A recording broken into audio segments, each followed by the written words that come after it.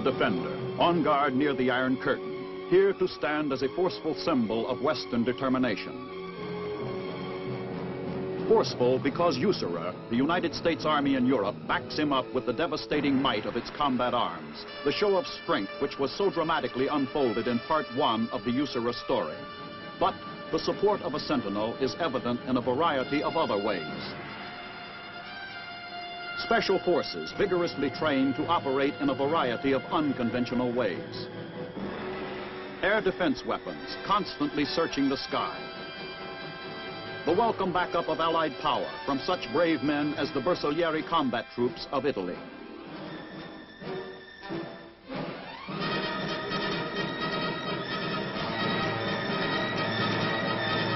And logistical support, scientifically processing tons of supplies. This in Part 2 of the USAREUR story.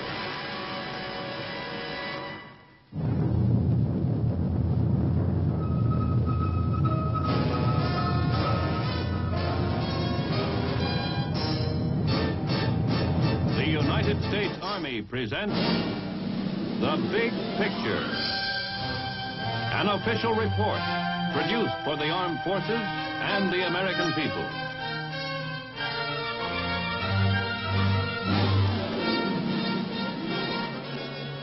The stature of an army is increased by the example of its leaders and men, by its professionalism.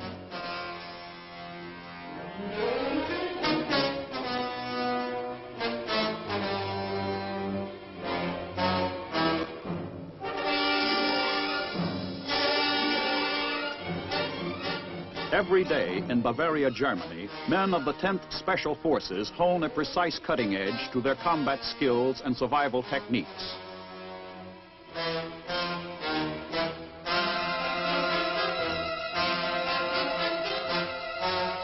American fighting men have traditionally matched courage with ingenuity to win what seemed unwinnable battles, with implements as stark as bare hands and the weapons of a primitive people.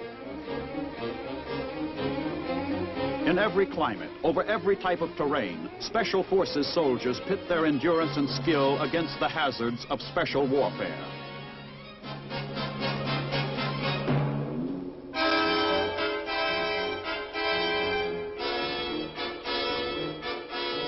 It is in the training that skills and endurance are tested to meet the demands that any mission would require.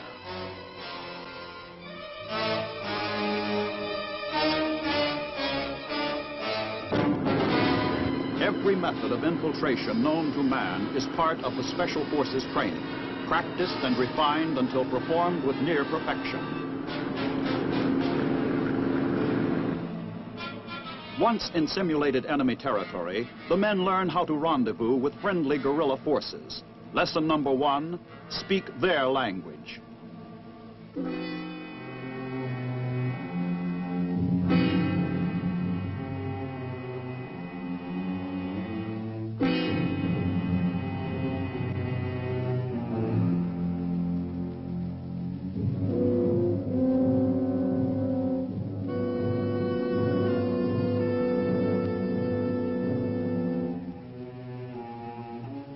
The operational element of Special Forces is a 12-man detachment, and in itself practically the nerve center of an army, with a spectrum of skills ranging from training and controlling friendly guerrilla forces to demolitions, communications, languages, and medicine.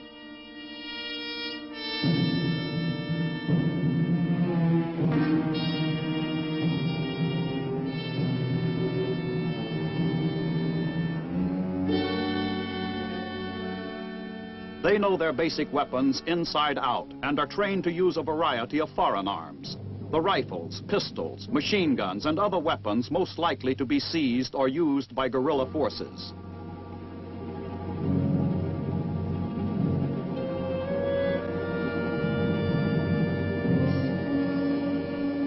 The alliance between guerrilla troops and Special Forces soldiers grows in a climate of learning. Learning to recognize, operate, and maintain the basic implements of war. Learning to use whatever resources are at hand.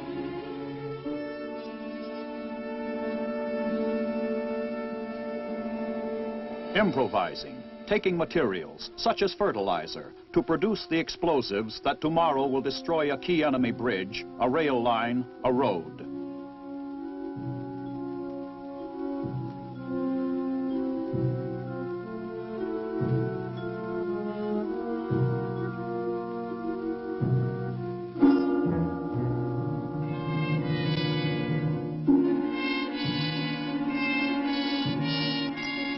Learning to use all types of equipment, which can then be given to guerrilla teams for use in disseminating information. For this is also a contest for the minds of men who are directly involved in a clash of ideologies.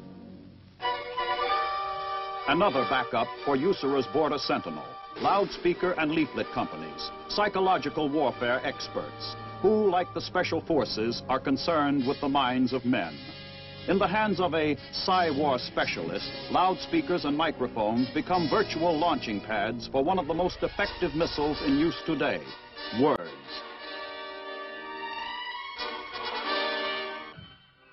Words and images, man's artistic weapon in the delicate war of ideas and political structures.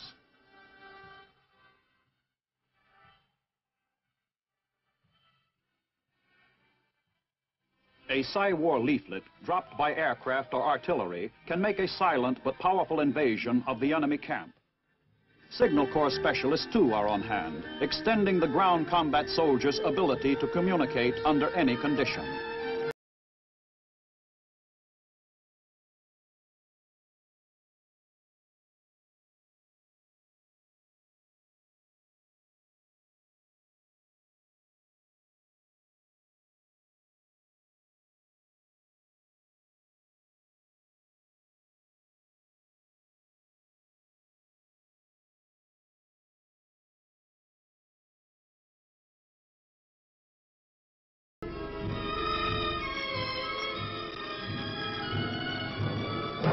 Medical units, with their ability to function amid the pressures of battle.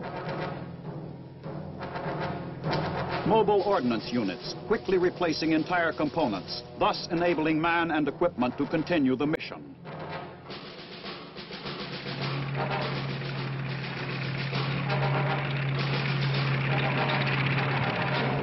USAREUR's engineers, spanning in minutes what once would have been impassable terrain, keeping the might and the men of an army pressing forward.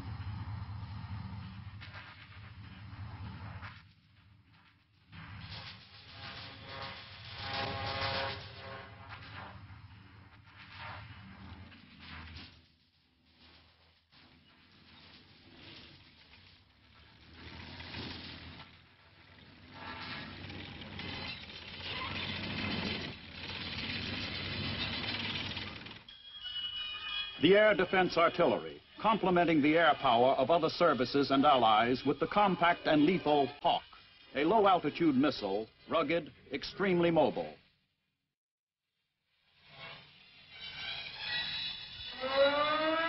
And the higher altitude Nike Hercules, crew and weapons responsive to simulated attack.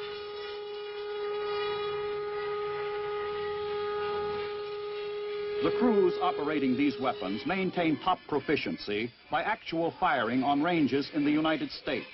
The missiles are not to be fired in Europe except in response to an actual enemy attack.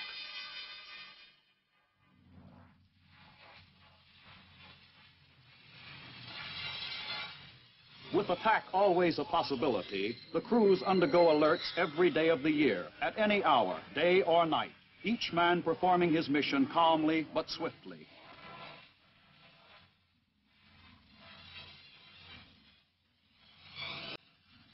When missile control specialists prepare for simulated firings, every move of hand, every glance at equipment is the result of in-depth training. These men know their jobs. They must.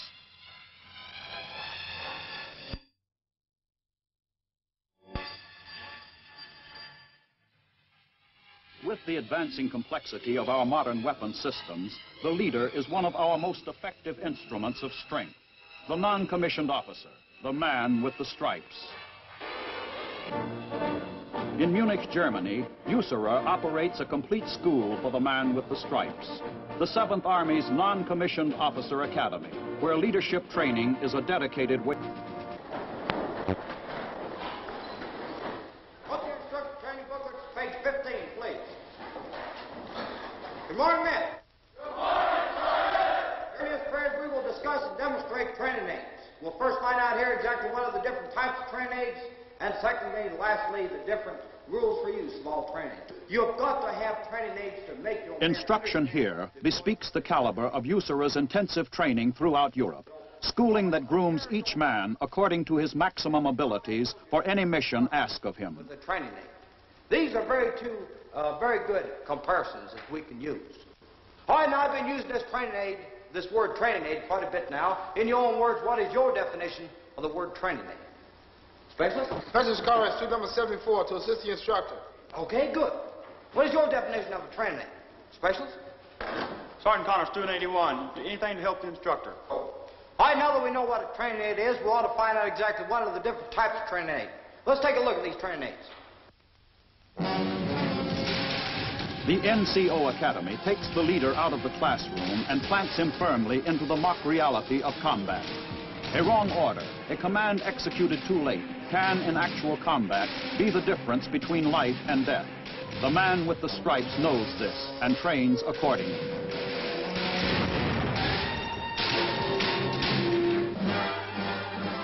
Rest assured, these soldiers, with disciplined performance of mission, have well earned the title leaders of men in war and in peace.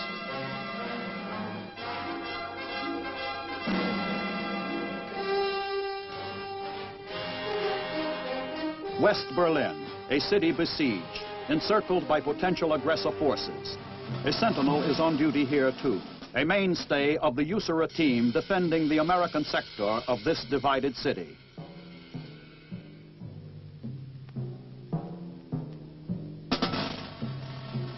Ironically, the Soviet War Memorial stands in West Berlin. Its honor guard, the only Russian troops this side of the Iron Curtain.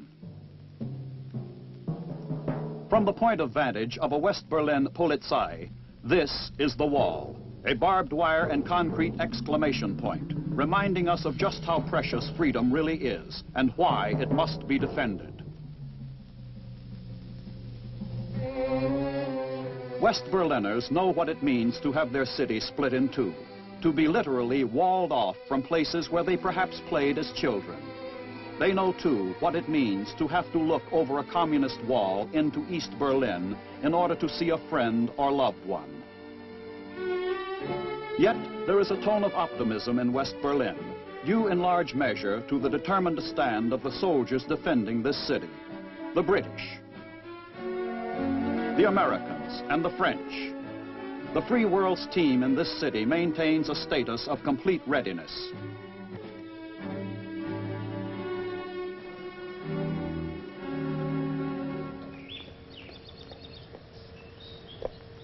West Berliners respond to that readiness. How do you do? We are a German family living in the American sector of West Berlin. This is our house here, and we are sitting in our backyard enjoying the nice summer weather. I'm Mrs. Joachim. This is my husband. This is Sabine, my 10-year-old daughter. And this is Martin, he's 6 years old. Mrs. Joachim, how do you feel about the wall that has been built by the communists? Well, to tell you the truth, at first I was a little bit disturbed, like many other Berliners were, I'm sure. And as a mother of 2 children, I was worried too, because everything looked so much like war.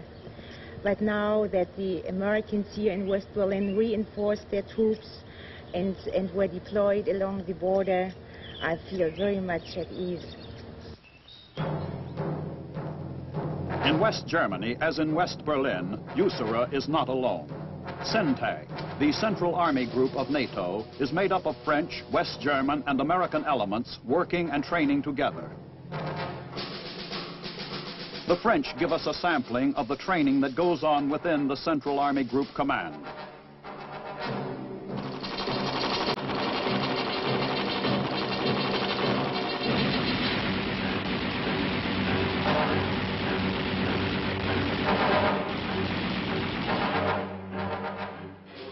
And farther north in Germany, the West German Bundeswehr shows us the readiness of Northag, the Northern Army Group, commanded by British General Sir James Castles. Troops of West Germany, Canada, Belgium, Britain, and the Netherlands fuse together into a mighty element of the Western Alliance. And to the far south, in Italy, where we witness a continued strengthening of the alliance. USAREUR teams join forces with the Italians, affording their mixed units an opportunity to learn new approaches to tactical situations.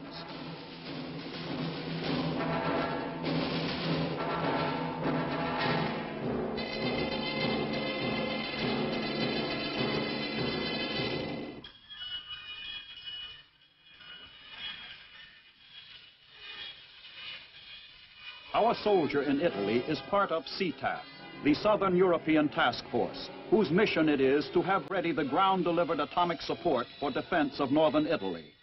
The corporal-guided missile, ready to deliver its warhead, long range with pinpoint accuracy against any would-be invader.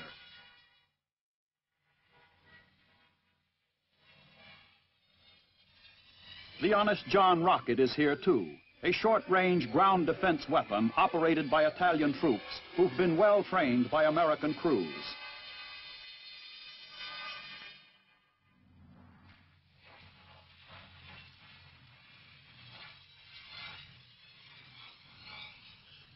But the power and the strength of our forces in Europe is meaningful only when matched with a spirit of Allied trust and cooperation. Italian troops, such as these Alpini soldiers, bear witness to America's cooperative spirit in the pursuit of Allied unity. Alpini troops frequently team up with USAREUR men for combat training exercises. The Alpini are among the world's finest mountain fighters, each a native of the mountain regions, each a man's man. Here, soldiers of USAREUR's engineer battalions work closely with the Alpini on a demolition training assignment. Here's but a small sample of the Alpine soldiers' preparedness.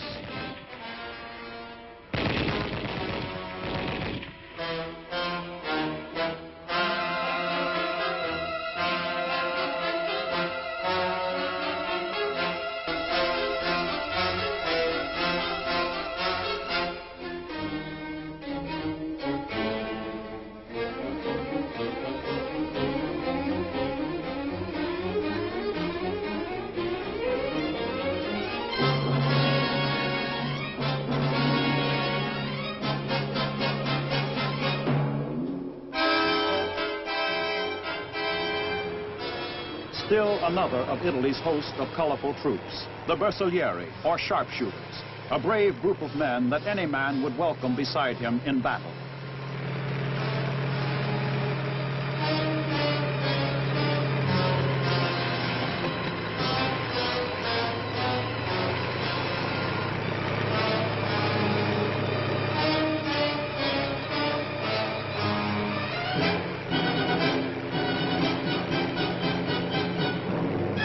Again is found an esprit, a sense of purpose.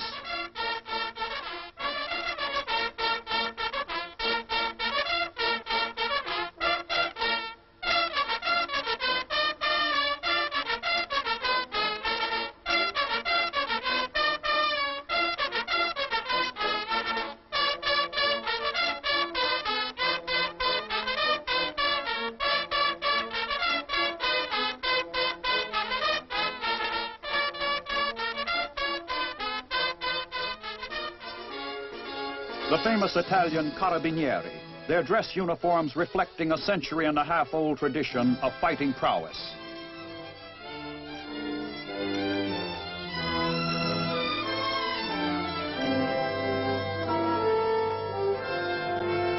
Even in such formidable company as this, USAREUR's young soldier, in a dress uniform of a different cut, but enwrapped with a comparable tradition, maintains his proud stance of defense.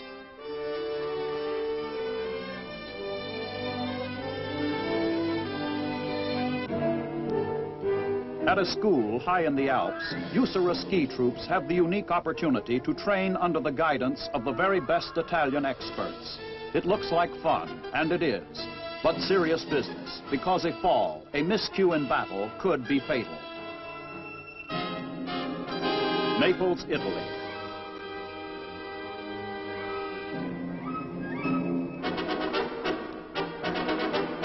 Vicenza.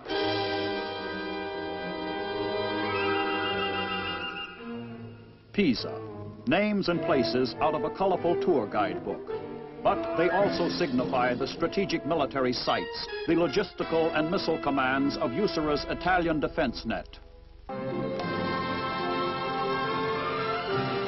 Perhaps one of the most scenic locales of all is Verona. And it is here that we find the headquarters for the Southern European Task Force, the focal point of our army in Southern Europe.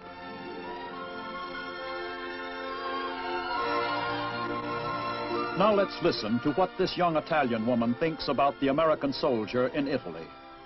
Scusi, signora. Sì? Lei parla inglese? Oh, yes, I speak English. Oh, you speak it quite well. I represent the Big Picture, United States Army television program for American audiences. We'd like to ask you a few questions about American forces stationed in Italy. Do you mind? Oh, not at all. First, tell us your name and something about yourself. Well, my name is Mirella Vigliani. I am married and live here in Verona. Signora Vigliani, what do you think about the American forces stationed here in Italy? Most Italians think it is a necessity to have them here in Italy as part of the NATO organization for defense. And we realize that we are so close to the communist countries that we do hope that the NATO strength will prevent any aggression from the communists. And what do the Italians in general think of the American soldiers?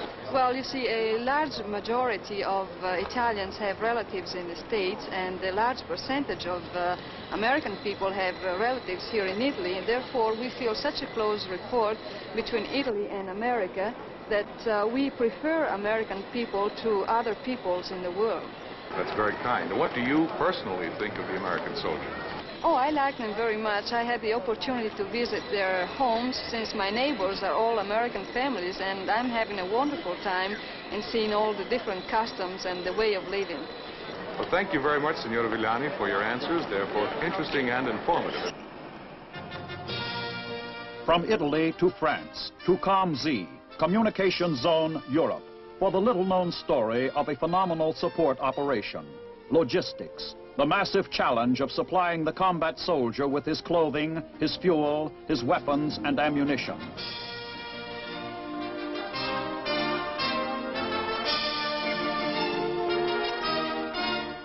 From COMZ in France, supplies move in a steady progression to our bases in West Germany.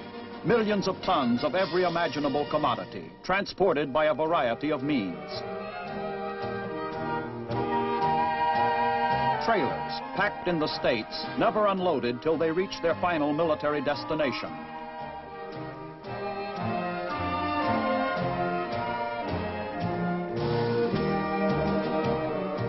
With that ingenuity, so long an American tradition, the Army developed a system of quick disconnect techniques that speedily unhitches the tractor from the trailer. Then a smooth and quick exchange of one tractor for another, one tired, the other fresh.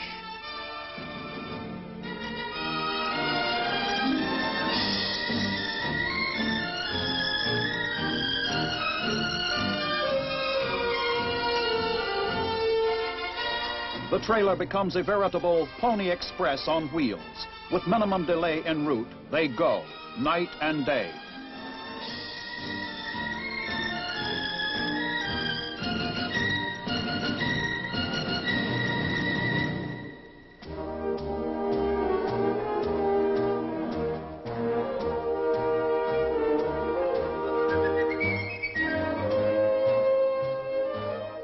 The COMZ supply network is kept operating smoothly by the modern miracle of electronics, automatic data computers, with their micro-miniaturized, bepuzzling decks of equipment, constantly sifting out the thousands of orders from the field, getting the supplies shipped without delay.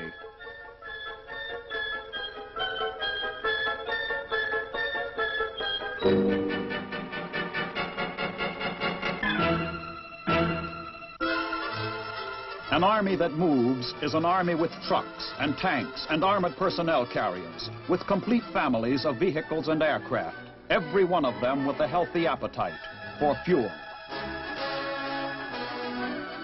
So, from the coast of France to the depots of West Germany, the pipelines and supply trucks of COMZ answer the need, carrying the product to the consumer. Fuel of all kinds, jet fuel, aviation gas, diesel oil, gasoline. Fuel, the largest item of supply in the entire COMZ system. Simultaneously, other commodities are transported by water to their military destinations. The big items, the guns and vehicles and aircraft of an army. The hardware and supplies that keep our USAREUR soldier at a constant peak of readiness wherever he may be. This is the way to back up a border sentinel. With everything you've got.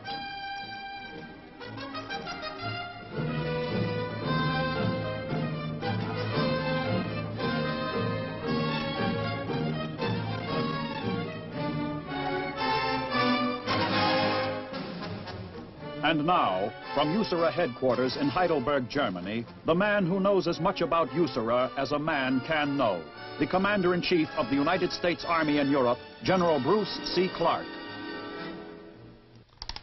We don't want you to think for a moment that we are preoccupied with only guns and tanks and equipment of war. On the contrary, USAREUR fosters a large, highly successful educational program through accredited schools, and religion too is a vital part of our lives. We like to feel we are a religious army. USAREUR has constructed 253 chapels throughout Europe for its troops. Protestant, Catholic, and Jewish services are conducted regularly, as well as Sunday school classes and group meetings. We have given you a very brief sketch of USAREUR's mission, its proficiency, and its strength. When NATO was first organized, there were many who believed it could never be made to work. Helping make NATO work has been a challenge well met by the United States Army in Europe, the strongest ground force in NATO. In the strange half-war we are in, you have well met the challenge to our freedom, our way of life, in the strength you have given USAREUR.